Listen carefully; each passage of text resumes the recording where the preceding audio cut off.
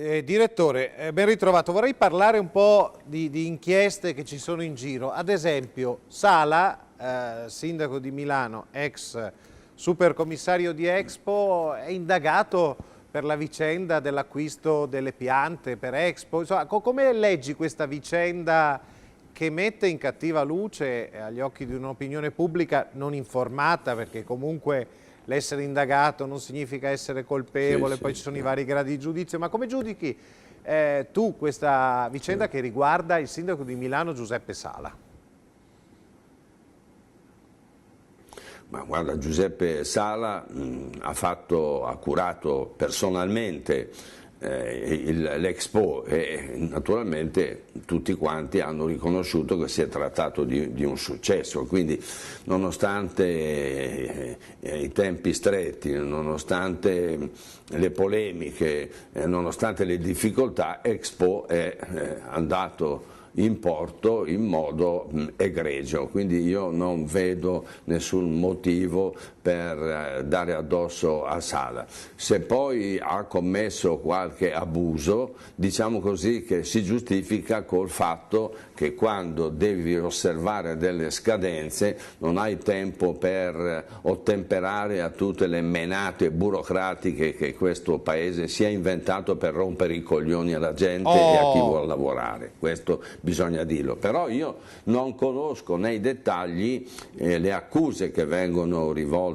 al povero Sala, che non mi è simpaticissimo perché è di sinistra, però insomma non è che uno perché non è della tua idea può essere preso a calci nel culo. A me sembra veramente qualcosa di brutto attaccare un signore come Sala che da quando fa il sindaco mi piace meno, ma quando ha portato a compimento l'Expo ha fatto un'operazione lodevole. Allora volerlo sputanare a tutti i costi mi sembra un'operazione poco degna di un paese civile. Devo anche segnalare che chiunque diventi sindaco, non appena si siede sulla poltrona di primo cittadino, la prima cosa che riceve è un avviso di garanzia, così tanto per mettere in chiaro le cose. Insomma, questo è un paese dove c'è un eccesso di giustizia che non riesce poi a fare giustizia, ma fa molto fumo. Di arrosto ne raccoglie pochissimo, anzi non ho mai visto neanche una briciola di arrosto, ma di fumo è piena l'aria e tutto questo contribuisce a diffamare coloro i quali invece che grattarsi la pancia fanno qualcosa. Ecco, l'hai spiegata bella chiara, ti trovo in forma stasera, anche perché è inutile far giri di parole, se uno la pensa così, la dice così. Senti Vittorio, spiegata al popolo questa inchiesta che vede adesso sotto accusa Woodcock, il PM di Napoli, e la sua fidanzata Sciarelli, la conduttrice di Chi l'ha visto. Come la riassumi sta vicenda per farla capire a chi insomma ci ha capito poco? Tanta gente si ricorda solo la Sciarelli per Chi l'ha visto, ma poi il resto c'è sotto qualcosa di grosso e confuso. Vuoi provare a mettere ordine a modo tuo, cioè facendoci capire che cosa avviene? Ma secondo me di grosso c'è sotto soltanto la bufala, perché è evidente che le notizie ai giornalisti le danno i magistrati o qualcuno che è vicino ai magistrati. Non è che i giornalisti si inventano il contenuto delle inchieste in corso. Quindi sono i magistrati. È una abitudine italiana che va avanti da parecchi anni. Pensa che invece in Inghilterra se riguardo ad una indagine esce un'indiscrezione, si sospende l'inchiesta e non si fa più niente, per dire la serietà che hanno gli inglesi. Noi invece andiamo avanti a spifferi, continuiamo a lanciare dei dubbi, continuiamo a rivelare delle cose brutte, sporche, ma non le precisiamo, per cui si rimane sempre nel vago. Anche in questo caso io non ho una simpatia particolare per Woodcock, il quale mi ha anche querelato per una questione, dopodiché alla fine ho vinto io, quindi per l'amor di Dio non voglio stare pregiudizialmente dalla parte di Woodcock, ma poi non si capisce che cosa ha fatto. Avrà parlato con la sua fidanzata, non so se sia ancora la sua fidanzata Sciarelli, gli avrà detto qualche cosa. È normale che tra marito e moglie, tra fidanzati, anche quando si è a tavola, qualche chiacchiera la si fa, no? Anche i magistrati sono uomini come tutti gli altri. Probabilmente poi magari, ma forse la signora Sciarelli, che è amica di qualcuno del fatto, può darsi che si sia lasciata andare a qualche confidenza, ma sono piccole cose, mi sembrano delle stupidaggini, non varrebbe neanche la pena di mettere in piedi tutto questo can-can.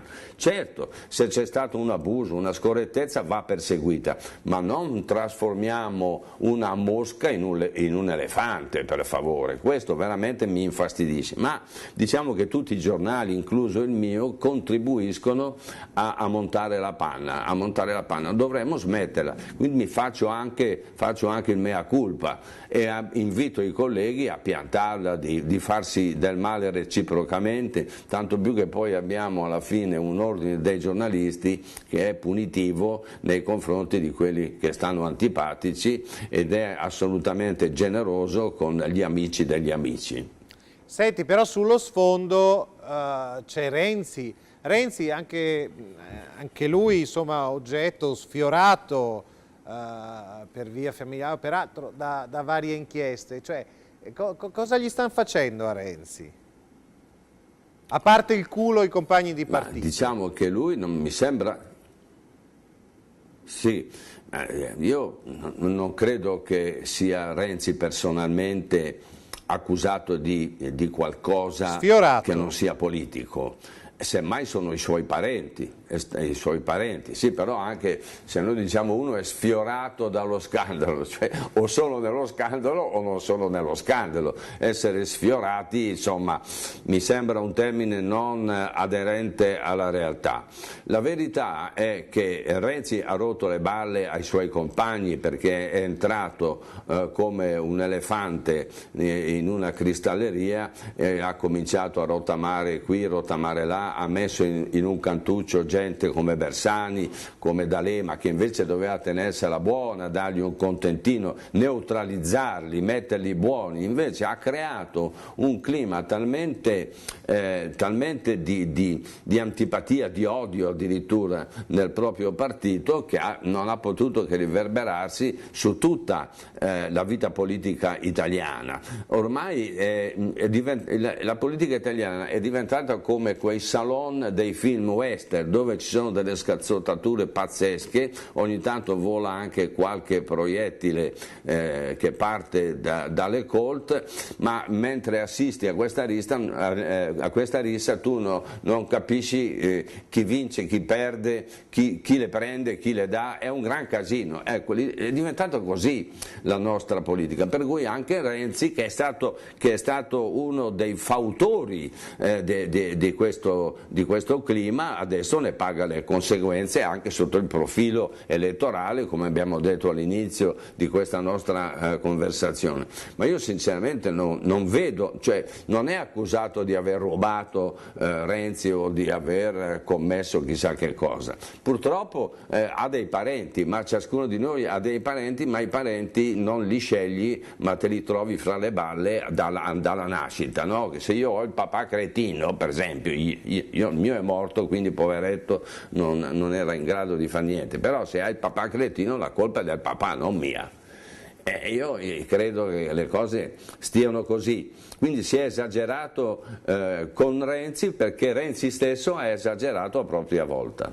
Senti Vittorio, doveva andare in America, se non sbaglio, il ministro Minniti ha sospeso questo viaggio perché insomma sbarcano e continuano a sbarcare un sacco di migrati dall'Africa, insomma in un giorno 13-15 mila sbarchi, è emergenza, eppure tanti di noi lo dicevano da tempo, non bisognava essere particolarmente intelligenti per capire che proprio in questo periodo in cui la navigazione è propizia, in cui la situazione sta esplodendo, in cui l'Italia dimostra di non avere le palle, che proprio in questo periodo insomma ci sarebbe stato il boom degli arrivi, però adesso non ce la si fa più.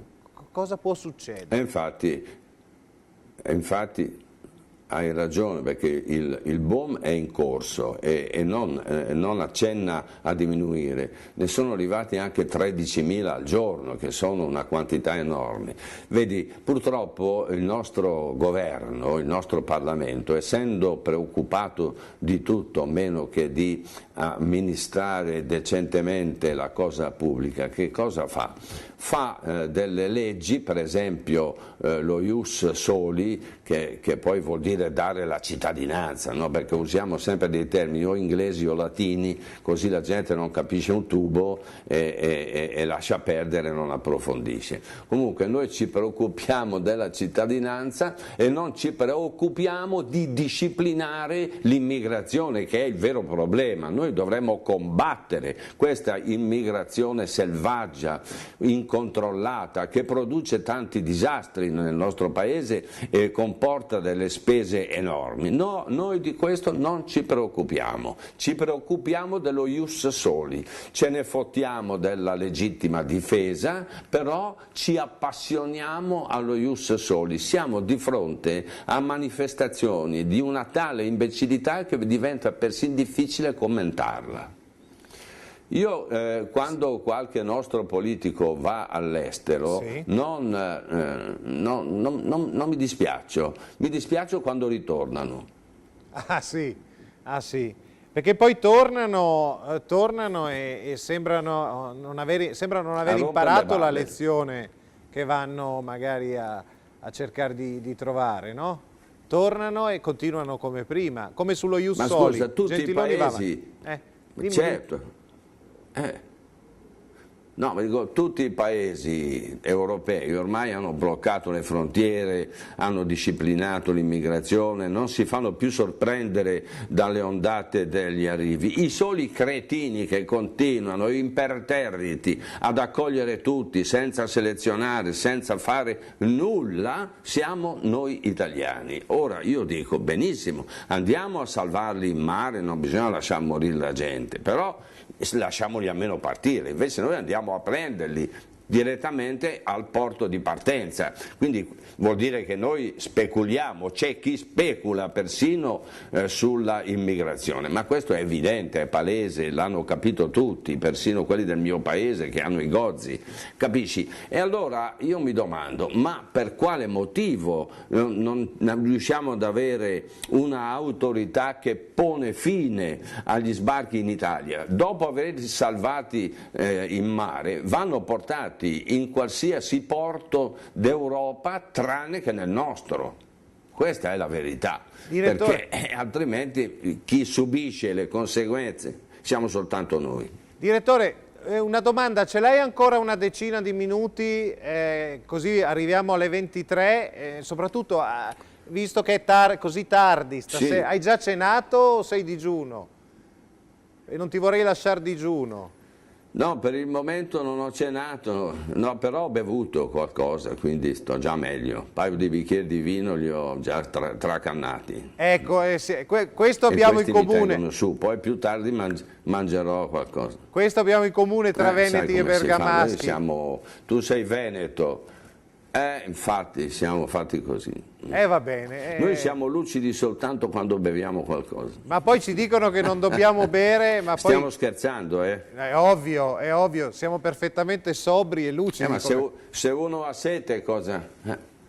Cioè, caspita, poi se uno ha sete cosa può fare d'altro se non bere? Appunto, l'acqua ci fa male perché lo sappiamo che non si sa mai cosa c'è dentro le acque minerali e quindi andiamo sul sicuro, no? Bravo. Stiamo giocando ovviamente. Allora, torniamo con il direttore subito dopo un attimo di pubblicità. Grazie.